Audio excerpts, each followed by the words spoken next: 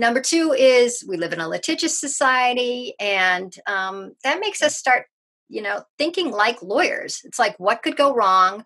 Could I be blamed? Is this safe enough? And then there actually is the actual litigation that sometimes happens. And my most recent example was last year. What month are we in? Maybe it was at the beginning of this year. No, I think it was last year. A kid fell off a slide in New Jersey, broke her arm. The parents sued, and it took a while, but in the end, the parents won. And they won because they said, look, the slide had been at a 35-degree angle. It was supposed to only be at a 30-degree angle. And therefore, it was so obviously dangerous. And the fact that like millions of kids had gone up and down the slide for years, and that it was in a playground, and obviously children played on it every day, and most of them didn't fall off and break their arms, held no importance to the jury. And I think it was actually held on appeal because everything should be so safe that if anything ever goes wrong, someone is to blame. Mm-hmm. And that feeling is combined with like, what's on the line for me? A, is my kid going to get hurt? And B,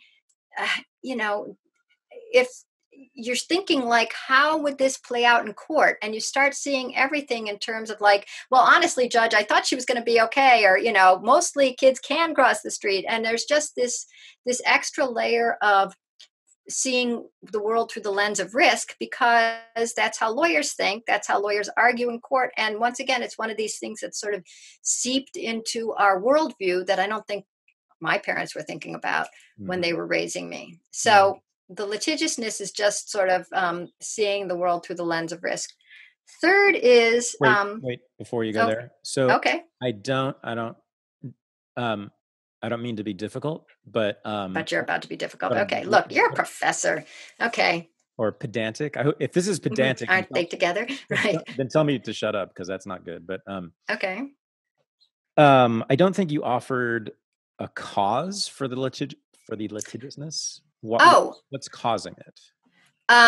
Well, we are in a litigious culture. I mean, you can sue. If you ask, why can you sue for anything? Mm-hmm. I don't know if it's just that there's more lawyers, or if, it's a little bit, I don't know, is the word, whatever the word is for like, I don't know which came first, the chicken or the egg. But by the time you can sue because, your pants came back from the dry cleaner and they had a spot on them that you hadn't sent them there with, you just stop thinking about what makes sense in terms of the world, and everything becomes a bone of not contention, but I'm trying to think, why are we in a litigious moment? Why is America litigious? Which it is. It's famously litigious. It is famously litigious. Well, I think first of all, because there really is no limit on what you can sue for and how much you can get. And I think in terms of just the way the system is set up, I think in other countries, if you sue and you lose, I think you end up having to pay the court costs to whoever wins. And so there's less incentive to think of it as like, well, I might as well go to the casino. The money is free. I get free chips. Yeah. So if there's no downside to suing the school for the broken arm, let's try it. And maybe we'll get, as they did, like $150,000 or something like that. And also there might be, one reason for litigiousness can also be that, like, if your kid breaks her arm and you don't have good insurance, it's going to cost you a lot to get the arm fixed. And so maybe there's more of an incentive, like if anything goes wrong physically, you might have to sue just so that you can pay your bills. But I think it's more of a mindset of thinking ahead to what could go wrong. And in my book, I'll just tell you. I was just going to say, so, that means the state has allowed this market to flourish.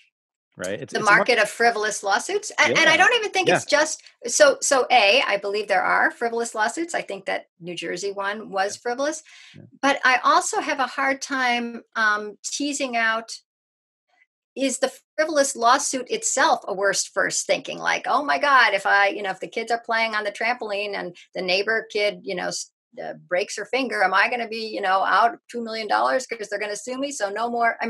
It could be that the fear of the lawsuits is also exaggerated.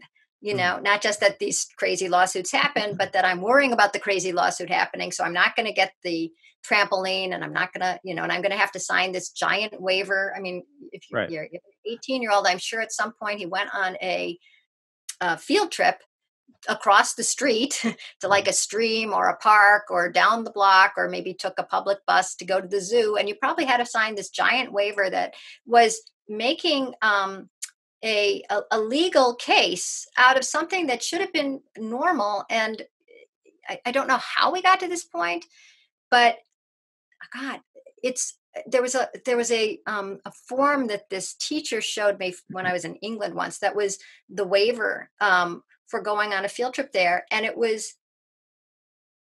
was a waiver, but there was also all the rules that she had to follow, and she had to fill in the things. What if you're on the bus and one of the children stands up? What will you do? And she had to fill it in. What if you're on the bus and the children are talking loudly, and the bus driver asks them to be quiet? What will you do? And page after page, and it was turning a very normal, very safe activity into one that required the advanced planning of Normandy, and as if it held as much danger. And I feel like when you start thinking, breaking everything down into what could go wrong and how are you preparing for that, uh, any kind of sort of normal, easygoing, like go to the park, look both ways before you cross the street, becomes crazily optimistic that kids can handle this when you haven't,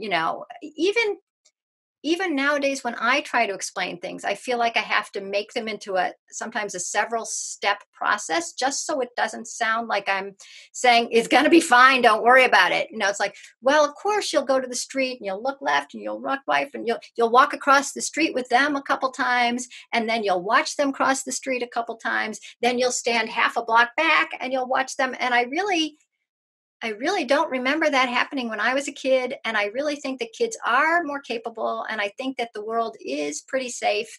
And yet we are forced into this sort of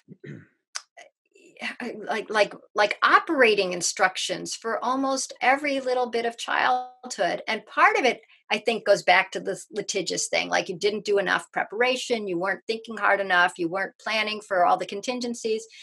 And then part of it is just getting so used to being told every little step to do every little thing as if you couldn't possibly figure it out, that we almost have given up on believing that things are not that hard, that you don't need an instruction book for everything. And I'm not positive the litigiousness and the 17 steps to getting your kid to brush his teeth are the exact same issue.